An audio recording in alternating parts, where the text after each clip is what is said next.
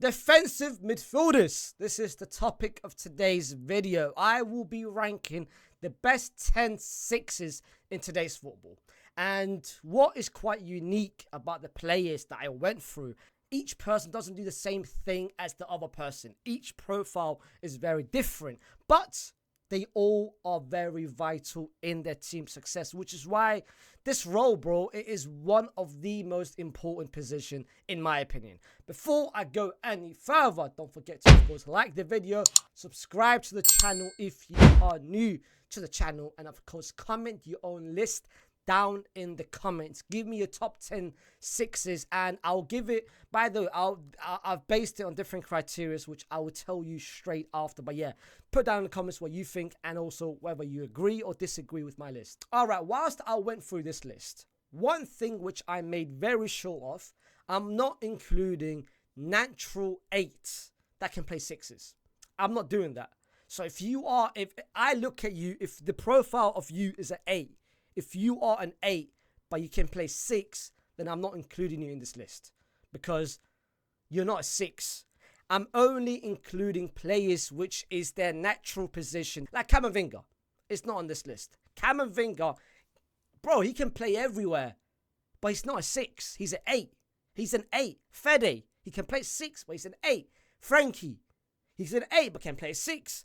Gravenberch, yes, this season he's played 6, but again, he's only done it for like, couple games, bro. Naturally, he's an 8, but he's now playing as a 6. If later this season he progresses and it becomes his natural position, then again, he can fit amongst the natural 6s. What else?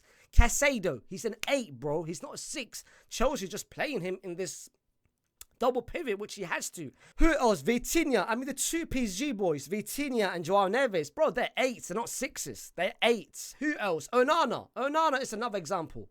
I don't want anyone to tell me Onana's a 6. He's an 8. He can't play as a lone pivot by himself. He can't play as a lone pivot. Onana is an 8. He's not a 6. So that is the first criteria. The players that you have to pick has to be natural 6s. They can't just be an 8, but they're very good at playing 6.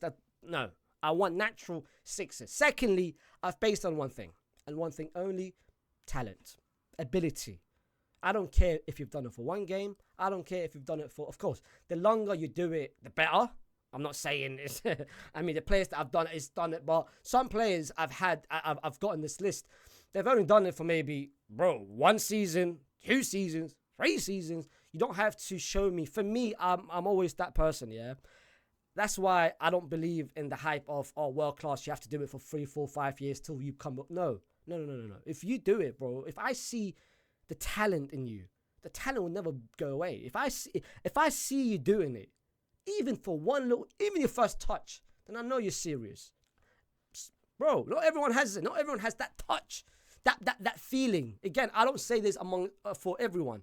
If you give me that feeling, that vibe, that, oh, shit, then you are amongst that. Anyway, enough chit chat, enough waffle. I've been waffling for a lot. Let me give you my 10th place. Actually, one more thing. It's not just based on this season. It's based on overall speaking. All right, enough chit chat. In 10th place is one person which I kind of indicated, even if you did it for 1 season, you can still be amongst my list, and that is Casado. Casado, in my opinion, is 10th place. He's only been doing it for 10 games? But I feel like, bro, his profile is unique in terms of he's a natural 6. He is very tenacious. Defensively, he's very good, but he can pick up a pass. His passing ability is very good as well. And I think the fact that Barcelona never signed an actual natural 6 this summer is a blessing in disguise, because now they've promoted, bro. If Bernal stayed healthy, he'll be amongst this list. I'm going to be real. But he didn't, unfortunately, for Barcelona's sake. But of course, Casado, he took that chance and he's taking him. Bro, look at him, bro. I feel like he's a Gavi, but a 6 Gavi. Gavi's an 8, but he's like a semi-Gavi profile, but just a 6. Tenacious as Gavi. He wins his duels, he wins his tackles, but even going forward, he's not bad as well. So in my opinion, 10th place is Casado. If he picks up more game time, more games under his belt, bro, he might be going higher and higher. In 9th place, I have got Lobotka from Napoli. This guy's been doing it for now a couple of seasons. And in my opinion, he is one of the most underrated sixes, in my opinion. That title-winning campaign for Napoli, bro, most of it came down to him in that midfield of him and Anguissa. I think they complement very, very well. Even when Zielinski was there, like they complement each other very perfectly. Anguissa is more of that little 8 that can just go forward, whereas Lobotka is that anchor. He's a destroyer. He's like, yo, let me do my thing behind it. But at the same time, going forward, he's not a liability. Like, he can pick up a pass. Even under pressure, he's not bad as well. And in my opinion, like I said, he is amongst the Euros we saw in that game with Slovakia. He was very incredible. But, bro, 100% deserves to be amongst that list. In 8th place, hear me out on this one. Just hear me out. Hear me out. Hear me out. Hear me out. Hear me out. I know you'll be, what? How is he here? He hasn't even played a game. Hear me out. I've got Lavia. I honestly think Lavia, bro, deserves to be in this list. I don't care if he hasn't played a single game for Chelsea. I mean, he's played one and then got injured. I don't care last season if he played no games. The guy at Southampton showcased it. But even Chelsea, even the game that he had this season before he went off, I honestly think he is the answer of Chelsea's midfield worries and the defensive worries. Chelsea defensively, going forward, has been great this season. They've been elite and they've got so many options off the bench, on the pitch. Cole Palmer, Nico, Sancho, Noni, Neto, Joao Felix, who else? So many options off the bench. But even defensively, they've had a bit of worries. They had a bit of hiccups defensively with the goalkeeper specifically, or even the defense that hasn't been reliable. And of course, the Enzo and Caicedo partnership, you're still trying to make it work. But I do think Lavia is the answer. If Lavia comes back, one of Caicedo or Enzo needs to go on the bench. I don't care who. You can take your choices. I would personally have Caicedo and Lavia as a double pivot. I don't care who you have, but Lavia is a guaranteed starter for me. I think once Lavia comes back, you can see the talent that he's got. The talent is there, bro. The talent is there. He just needs to be healthy. And like I said with this list, I don't care about consistency and longevity. Of course, it helps. But Lavia is as talented as they comes. And once he showcases it, you will see why he's amongst 8th or even higher once he gets rhythm. I need games under his belt, and he will go even higher. I'm telling you, bro. He's that good. In 7th place is someone who's been doing it for now 2 seasons. But a lot of people hasn't watched him with Girona. And now, of course, he's moved to Leverkusen, where he's doing it now on the big scale. Champions League, where everyone's watching him. But he's always underrated. No one really talks about him. That's Alex Garcia. He is a perfect hybrid. And I think with this list, there isn't a lot of players that is natural 6s, but they can also be a natural 8 and even forward. Like, that's only few players on this list that can be that person. And he is that person where he's a hybrid. He's a 6, but he can also be an elite 8. He is everything. Whether you want him as a register to stay in behind, dictating a deep line playmaker, or he can even do the role even going forward. For Girona, he was vital. He was their Busquets, he was their Xavi, he was their Iniesta, and last season's success spoke. I mean, you looked at what they did last season, finishing amongst Champions League, was even at one point leading that Liga with couple for weeks to go, with weeks. And of course, this season, Girona, bro, where are they? They've barely won a single game, and most of it comes down to, of course, a lot of pieces going. Savio, Couto, Duvbrick, so many players, but one of the main pieces is Alex Garcia, being that midfield maestro, and that's what he is. Now he's gone to Leverkusen in a new role next to, of course, Xhaka, and he's still doing it perfectly. And I think it's been a perfect signing for Leverkusen in terms of getting him for free, and that's what he is, bro. Like I said, he can pick up a pass from anywhere, and for me, he is underrated and deserves. I don't care. A lot of people are not going to have him. Like, a lot of people, when they are going to be making this list, they're not going to have him. But, bro, he deserves to be in any list because he's that good, bro. He is that good, bro. Number 6 is someone who embraces defensive contribution, unlike the others that I mentioned. A lot of they're still good defensively, but this guy loves it more than anything else, and that is Palhinha. from Bayern Munich. Still hasn't really got the rhythm at Bayern. He still hasn't really started a game, but then off the bench. And now over the past 3 games, he's been coming off the bench. He still hasn't really found his position. But once he do, I think Bayern's midfield will be quite unique. And of course, at the moment, Bayern is playing Pavlovic and Kimmich in that midfield with Company, and it's working to perfection so far under Company. But of course, Palhinha, we've seen him at Fulham. We've seen him even at Portugal. Whenever he starts, Portugal looks a bit more reliable defensively, and that's what he is. He is a destroyer. He is a destroyer. Last season, he was leading the most tackles, the most interceptions in the Premier League, the most tackles in the final third. He is very good when it comes to defensively. Maybe going forward is the reason why I've got him maybe at 6th place, but it's not that bad. It just needs improving. Maybe that's the reason why he hasn't started for Company. Maybe Company needs someone that can do the defensive end and going forward. You never know. In 5th place is someone who was always a 10, then became an 8, and now he's now a 6. He literally went from a 10 to an 8, and now he's a 6, and that is Hakan from Inter Milan. I'm not even going to bother pronouncing his surname, Kalhangulu. But bro, this transformation of Hakan, incredible. At Milan, he was a 10, bro. Milan was playing 2-3-1. He was that 10. He went to Milan under, of course, when they won it on the Conte and everything. He was an 8. Inter, of course, plays that unique 3-5-2 when that 3-man midfield, and each person is quite different in that 3-man midfield. Under Conte and even under Inzaghi at the moment, where the 6 is the 6. Then you've got your little box-to-box midfielder, which is Barella. He can do everything, going forward, going defensively. And then they've got the advanced playmaker, the one that is a bit advanced compared to the others. Sometimes it's Hakan, sometimes it's Michi, sometimes it's other players. And before, when under Conte, Brozovic was doing that role. But when Brozovic went to Saudi, Inzaghi was like, yo, I need someone that can do that role to the same level. But at the same time, I don't want just a defensive anchor. I don't want Palhinha, someone in that profile. I want someone that, if I pass him the ball under pressure, he can beat the press. If I pass him the ball, he knows where he is. I want him to ball carry for days. And that's the system that I have. That's what Inzaghi said. So Inzaghi was looking at his team. And rather than going and saying, you know what, let me buy someone from a different team, he said, yo, Abi, come here. And Hakan was like, oh, who said Abi? Turkish? Me? What, me? He's like, yeah, come here. And he spoke to him. He chatted to him. He's like, yo, listen, I might have a different role for you. I look at you differently. And I feel like you can excel in that role. And for the past year and a half now, last season he did it, that was first season. And this season, he's continuing his form. With Turkey, of course, he's been a bit more advanced. But he is perfect in that role. I honestly think no one is really talking about him. And because, again, nobody really watch outside the Premier League. Let's be real here.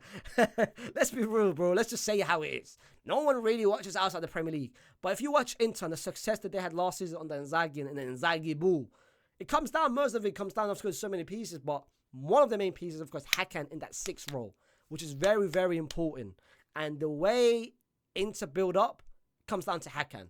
So shout out Hakan and what the adaptation that he's had very quickly. He didn't need time. He did it so smooth, so naturally as well. In 4th place, this is where everyone's going to be upset, and I know they're about to call me names. I know they're about to say, yo, go back to Iraq, fam. Go back to Iraq. I don't want you here. Specifically one fan base. And they are in my opinion, they are the most emotional fan base. And the fan base that gets rattled so easily. And again, I'm not here to rattle you. This is just my honest list. This is my honest opinion. In 4th place, I have got Declan Rice. In 4th place. Listen. Hear me out. He's unique. He's unique in different ways. He's unique in terms of off the ball. I think he is the best person on this list. When it comes to off the ball.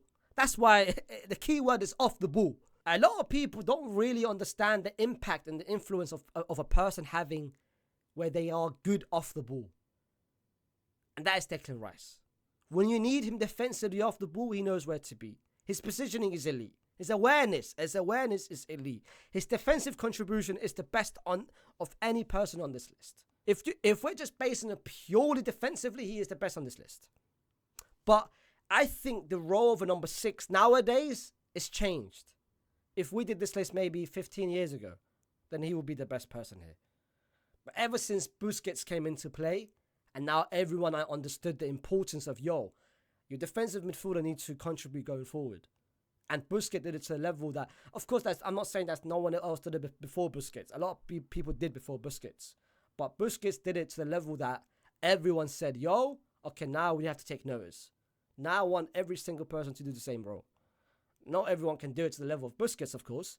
But I look at Declan Rice on the ball. He is, I don't want to say, because the word liability is a massive word. He's not a liability on the ball. Like, he can still pick up his passes. I mean, can he? But I just think he needs to improve on the ball. And that's the reason why Arteta has now realised. Arteta, when he bought him, he said, he's my 6. Couple months down the line, he said, I can't have him as my 6. Because he knew, as a 6, I want my 6 to carry the ball. I want my 6 to, if I pass the ball, I don't care if that's 3 men behind him. I want him to beat the press. I want him to understand, let's build up here. And I don't think Declan Rice can do that to the level of the players that I'm going to mention now, the 3 players that I'm going to mention. The reason why I've got him 4th above any other, guys, Alex Garcia can do it much better than him. Hakan can do it better than him. But the reason why I've got Declan Rice 4th is because above those players, that Alex Garcia, the Lavias, of course, the Hakans and so on and so forth, is because the main role of a defensive midfielder is really defensively. And he does it better than anyone else. And I think sometimes Declan Rice does it where he can do a 2-man midfield. That's how elite he is. When Jorginho was playing last season, I looked at Declan Rice and I felt like he was doing the role of himself and Jorginho's. So that's how good he is. But sometimes the others that I'm going to mention above him are still very good defensively, but they can give you a bit more going forward. And that's why 4th place, I hope I've explained it to you guys. Declan Rice, for me, let me make it very clear, one more thing as well. I don't think he's a 6. I think he's an 8. I think he is an 8, but again, his profile has always been known as a 6, That's why I've got him on this list.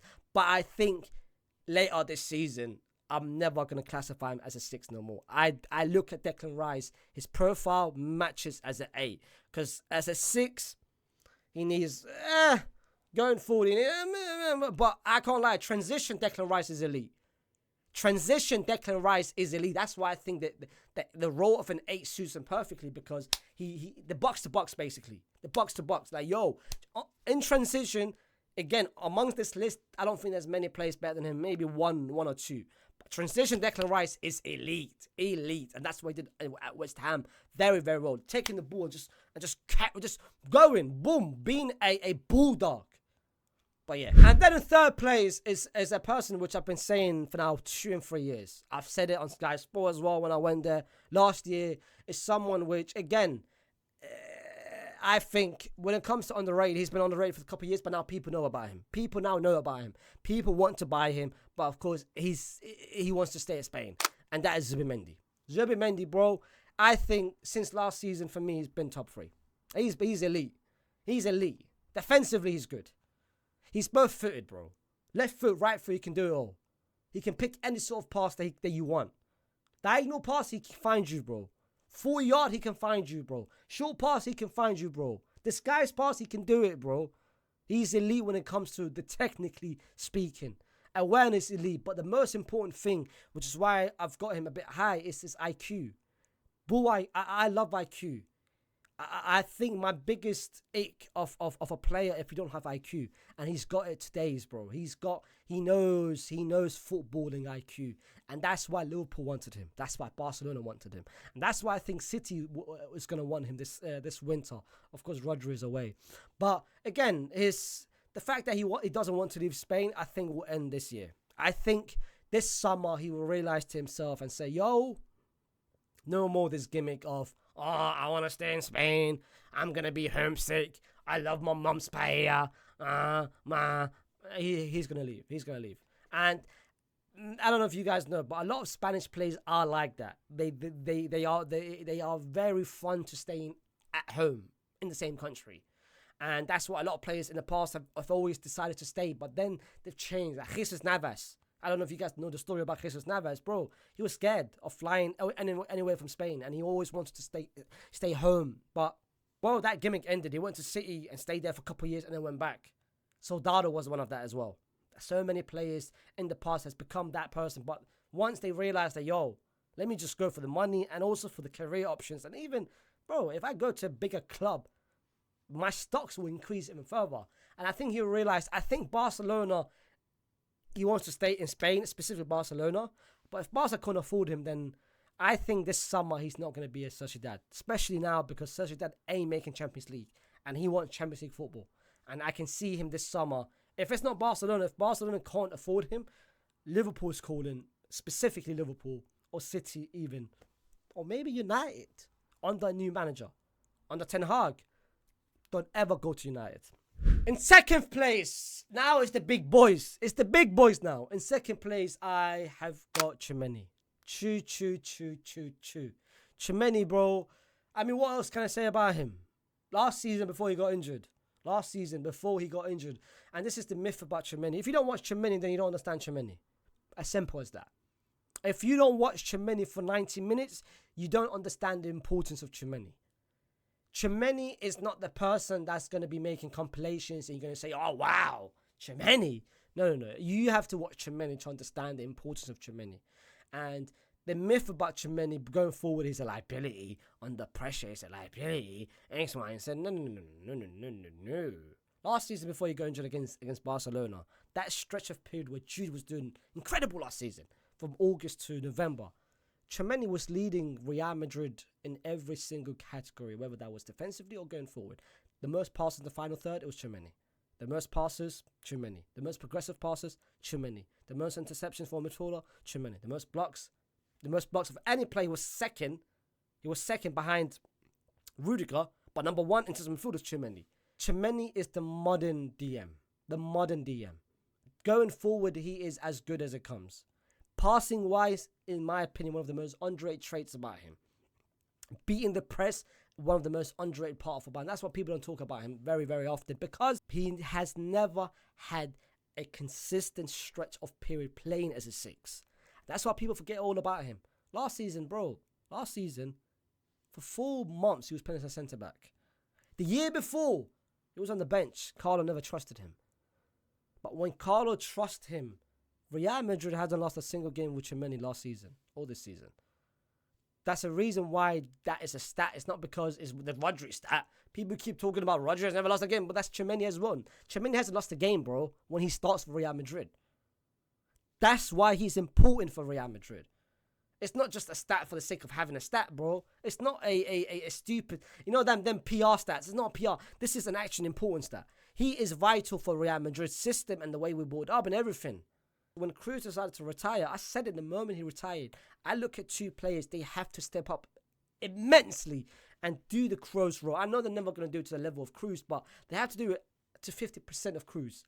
And that's Fede and Tchouaméni. And Tchouaméni so far this season has been, he just injuries, bro. Once he stays healthy and once Carlo never plays him as a centre-back, I'm very worried, because if Militao goes down, then Carlo will force him to play as a centre-back. If he shows a consistent stretches of playing as a 6, he is one of the best 6s. And that's why he's as high as second. This is not biased. I don't have him second because he's a Real Madrid player and I love him. It's got nothing to do with bias. If you guys have watched my content enough and this channel enough, I am never biased. I've never got hidden agendas. I always compliment if it's deserved. And Tchouaméni is that good. But in one place, he's not better than, unfortunately, the man himself. Is he really a 6 now? I mean, he's everything now. He is literally a 6. When I said about Alex Garcia being a hybrid, the best hybrid in today's game is Rodri. 6, 8, 10, advanced playmaker, register, box to box, deep playing, everything you want him to do as a role, he can do that role. And lone pivot, double pivot, it can be anything. He's just elite. He's just elite. And he's been doing it for now 3 years. 3 years. Not 2 years, 3 years. Because I saw someone say it's only, no, it's 3 years. 3 years at this level. He's been doing it for a while. Don't get me wrong. Since Atleti and everything, he's been. But in terms of playing to the level of wow, it's 3 years. Last 2 years ago, he had that incredible season, and then last season, people don't want him to do Ballon d'Or, which is. But anyway, I'm not going to talk about Ballon d'Ors at the moment, even though Vin's going to win it. But incredible player, incredible. I don't think we should waste any time. I think if you are going to be making this list in the comments, number one has to be Rodri. If you don't have Rodri, then I think you're looking at it from a very different point of view. And maybe football's not for you. Maybe watch badminton, bro. Badminton, I've heard, is elite. I watched at the Olympics. It's pretty good. It's pretty good. But guys, put down in the comments what your top 10 is in terms of sixes. Like I said, go back to the criteria which I said at the beginning of the video. I don't want natural eights that can play sixes. I just want sixes. Natural defensive midfielders. Don't forget to, of course, like the video. We're getting very, very, very close to 30,000. And thank you so much for everyone who's been supporting the content. And of course, if you're watching and if you're not subscribing, then what the hell are you doing? And I will see you soon with, of course, international break is here. But that doesn't mean no content. Trust me, every day you're about to see a video from Faysal. Peace.